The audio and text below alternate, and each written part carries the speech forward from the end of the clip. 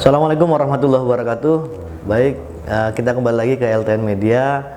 Alhamdulillah di tengah-tengah kita sekarang sudah ada tamu dengan background dan latar belakang yang menarik untuk kita dapat informasi dari beliau. Alhamdulillah ada Om Bambang Dirgantoro, MIKOM.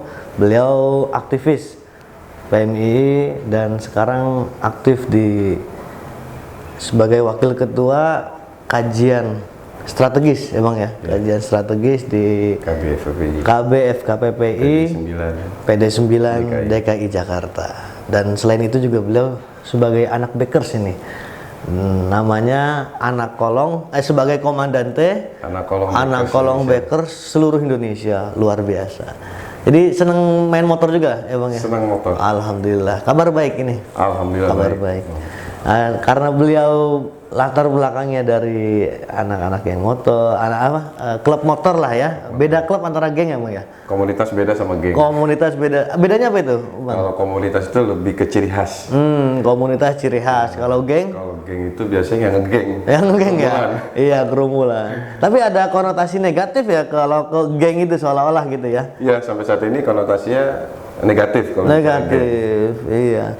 Nah, karena beliau termasuk penggerak Bakers dan menggerak nilai-nilai nasionalis dan Pancasilais gitu, Bang ya.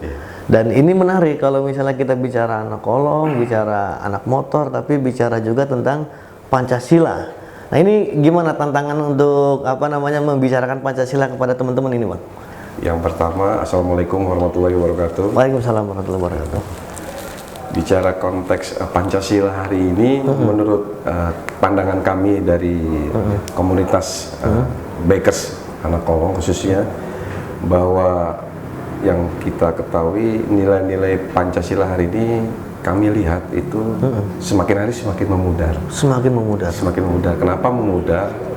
Karena tidak adanya wacana atau bahkan isu yang lebih masif lagi pada konteks nilai-nilai Pancasila. Yeah. Selama ini kami menggaungkan bukan hanya Pancasila, tapi kami mencoba menggaungkan nilai-nilai kultur, mengembalikan lagi tradisi Nusantara. Nah, yang tentunya tradisi Nusantara ini bagian dari rumah Pancasila. Kenapa tradisi Nusantara ini perlu kita gaungkan lagi? Ya saya tadi bilang bahwa nilai-nilai Pancasila di tengah masyarakat hari ini semakin memudar. Kita ambil contoh misalkan Pancasila itu sebagai filosofi bangsa kita. Betul. Kita ambil misalkan sila kedua, kemanusiaan yang adil dan beradab, bahwa itu menunjukkan nilai-nilai kita bersosial, bersinggungan dengan satu sama lain. Tapi hari ini kita dihadapkan oleh problem situasi dari nilai-nilai sila kedua. Adanya ketidaksiapan dalam perbedaan, betul, menjelekan satu sama lain, budaya-budaya ini yang mungkin menurut kami itu keluar dari track atau dari rel nilai-nilai yang terkandung dalam Pancasila. Oleh karena itu, ya kami berharap dengan menggaungkan kembali, mengembalikan tradisi Nusantara ini bisa mengingatkan pada masyarakat bahwa sudah saatnya kita mengembalikan kerinduan tradisi terhadap tradisi Nusantara itu ya. Budaya. Nah, menarik ini, berarti tadi disampaikan oleh Om Bambang ya, saya menyebutnya Om aja nih biar lebih enak lah. Itu udah ada dua variabel berarti antara nilai-nilai Pancasila dengan kultur atau budaya Nusantara. Nah, sebenarnya antara dua variabel ini saling melengkapi atau sudah terkandung di dalamnya, artinya nilai luhur Nusantara ada di nilai-nilai Pancasila juga atau bagaimana itu, Bang? Saya tadi bilang nilai Pancasila itu satu kesatuan dari kultur tradisi Nusantara. Artinya budaya guyup. Satu kesatuan ya. Nah, itu budayanya itu misalnya apa, Bang? Tadi guyup ya. Misalkan guyup, menghargai perbedaan, toleransi, menjauhkan nilai-nilai intoleransi. Nah, itu budaya ngeriung, gotong royong pastinya. Mengembalikan lagi tradisi musyawarah untuk mencapai mufakat. Itu kan nilai-nilai Pancasila itu ya. Pancasila dan itu sebenarnya emang budaya kita dari dulu sudah budaya kita memang. Tapi hari ini sudah memudar, Bang. Saya melihatnya semakin memudar. Semakin memudar. Saya ambil contoh misalkan sila ketiga Persatuan Indonesia. Persatuan. Semakin memudarnya nilai-nilai Pancasila dari sila ketiga Persatuan Indonesia, hari ini kita dihadapkan oleh problem lagi, yaitu disintegrasi bangsa. Ada identitas politik, identitas lokal, identitas keagamaan, suku, agama, agama dan sebagainya yang dulu kita masa-masa awal itu dari founding father, tradisi Ontara itu sangat kuat. Nggak melihat perbedaan itu ya? Tidak melihat perbedaan dari misalkan kurang lebih dari 1.300 suku ya di Indonesia itu kita tentram, adem, kita nyaman. Mungkin ya ini salah satu perspektif saya, mungkin waktu itu apalagi zaman penjajahan ya Om ya. Kita punya musuh bersama bahwa penjajah harus kita lawan, sehingga kita nggak melihat kultur, budaya agama segala macam. Nah, apakah hari ini masih perlu kita ciptakan, misalnya kita anggap ada musuh bersama sehingga kita bisa kompak lagi, atau cara bagaimana itu, Bang? Sesuai dengan tujuan dari maklumat Undang-Undang Dasar 45, mensejahterakan masyarakat menuju bangsa yang sejahtera dan damai, kan begitu. Artinya bukan berarti juga kita memantik persoalan disintegrasi hari ini. Justru kita dihadapkan, dicekoki oleh persoalan disintegrasi bangsa yang latar belakangnya itu pemantiknya adalah ketidaksiapan karakteristik mental bangsa hari mental bangsa kita ya. Betul. Nah, ini juga bicara masalah Pancasila. Ini kan hari ini pada seolah berebut bahwa gua yang paling Pancasilais gitu, Bang. Nah, menurut Om Bambang sendiri, di Indonesia itu yang bisa kita katakan ini sosok yang Pancasilais itu sosok yang seperti apa? Apakah cukup dengan tadi disampaikan gotong royong, dengan dia disampaikan sering guyup, apakah itu sudah bisa mewakili representasi dari nilai-nilai Pancasila atau gimana? Yang pasti saya menilainya itu sebagai Pancasilais mampu membumikan lagi kultur, kebiasaan, tradisi yang terkandung pada 5 dasar Pancasila.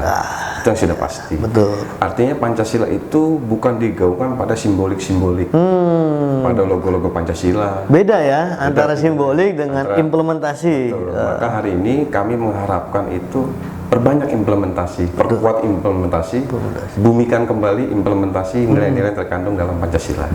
Kalau ada organisasi atau badan atau lembaga yang mengatasnamakan Pancasila, tapi menurut Bang Bambang ini dia sudah mengupayakan implementasi atau sekedar seremoni atau kegiatan yang tadi simbolik yang Om Bambang sampaikan? Sejauh organ atau lembaga itu mengatasnamakan Pancasila dan melakukan kegiatan-kegiatan yang terkandung dalam nilai Pancasila, buat saya tidak masalah.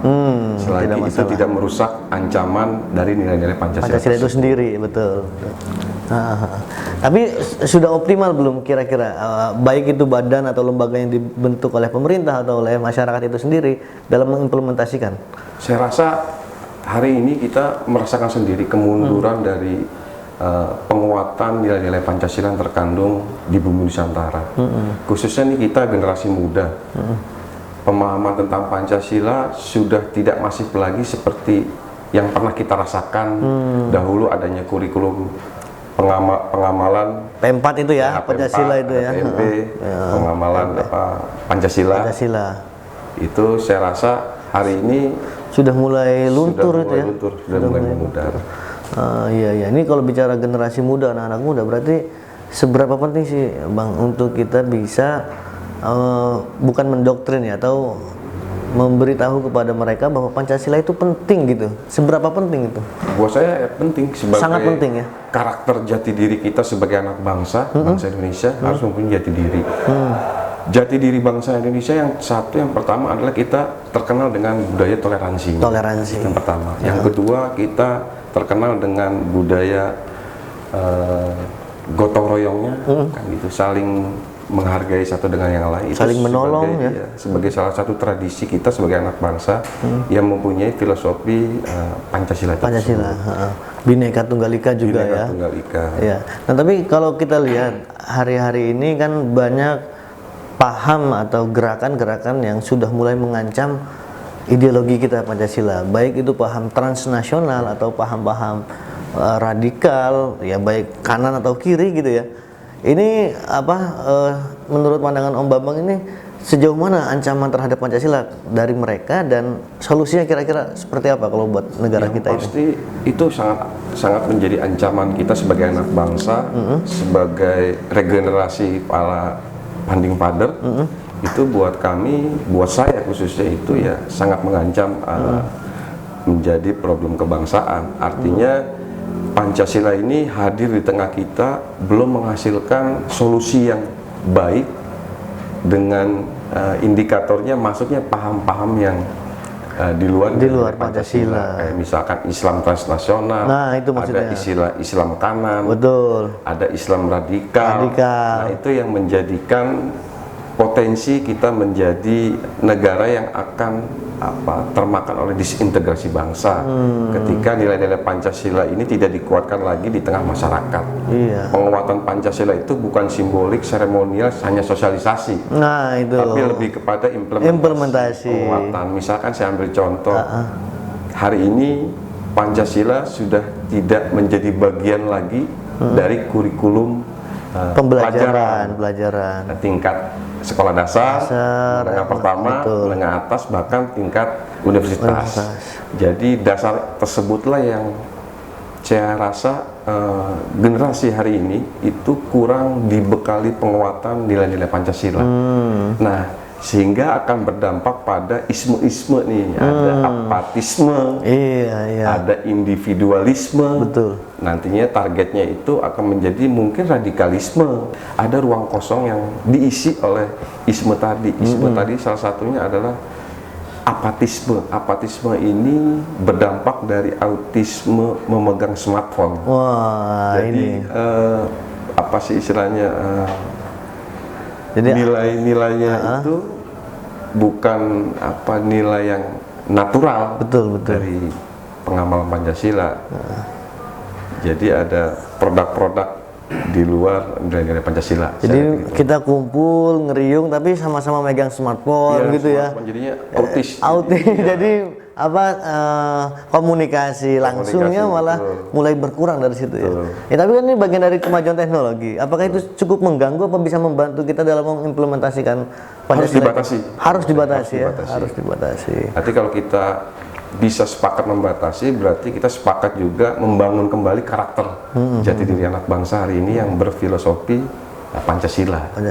Nah, kalau kita bicara misalnya sosok tokoh atau figur atau kembali ke diri masing-masing, sejauh ini apakah kita atau tokoh kita atau bahkan pejabat negara yang hari ini sebagai figur tokoh kita di pemerintahan sudah cukup mencerminkan nilai Pancasila belum sebenarnya, Om?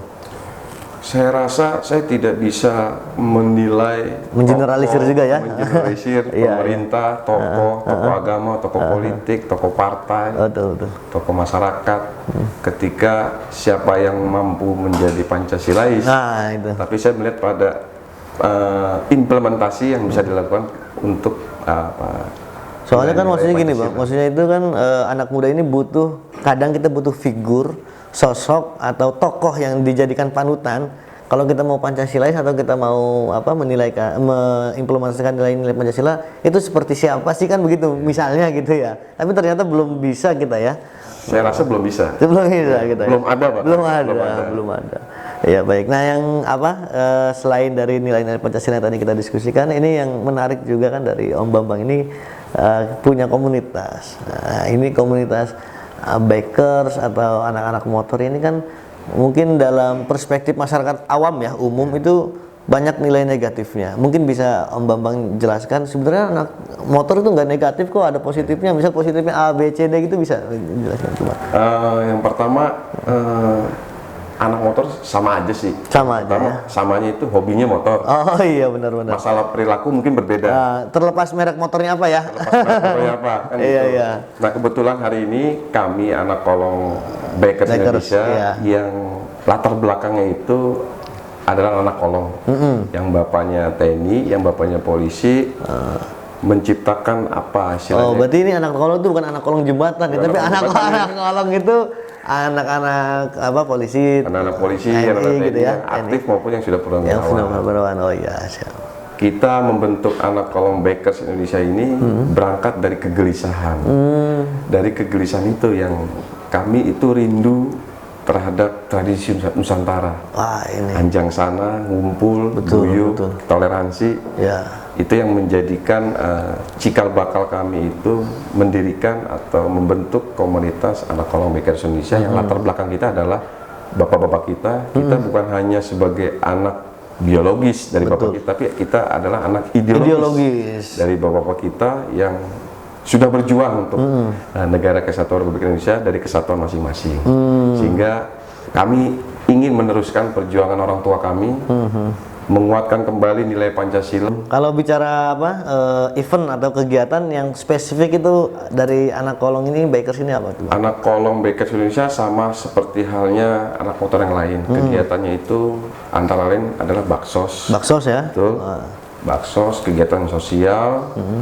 Selain hanya kegiatan sosial juga kita kaderisasi. Oh, kaderisasi ada ya? Kita ada kaderisasi. Ini menarik. Jadi di anak motor juga ada kaderisasinya. Kita ada kaderisasi, ada tingkatan jenjangan. Dan pastinya penguatan ideologi Pancasila juga kan ya? Adalah penguatan ideologi. Betul. Kita bikin pelatihan namanya pelatihan karakter building dan safety riding. Jadi kita menghilangkan identitas lokal. Siapa aku, siapa saya. Jadi guyup aja lah, bareng-bareng aja. Kita nggak pandang bapaknya jenderal, bapaknya kopla, kita sama. Sama. Oh ini betul. Cakep itu. Termasuk kegiatan-kegiatan keagamaan berarti ada juga ya? Alhamdulillah kegiatan keagamaan kemarin kita sudah melakukan kegiatan zikir nih. Ada zikir juga? Ada zikir juga. Wah, jadi anak motor juga bukan anak majelis doang ya? Majelis. Ada zikir juga. Kenapa zikir ya? Satu, sudah kewajiban kita kebetulan tepat di bulan suci Ramadan.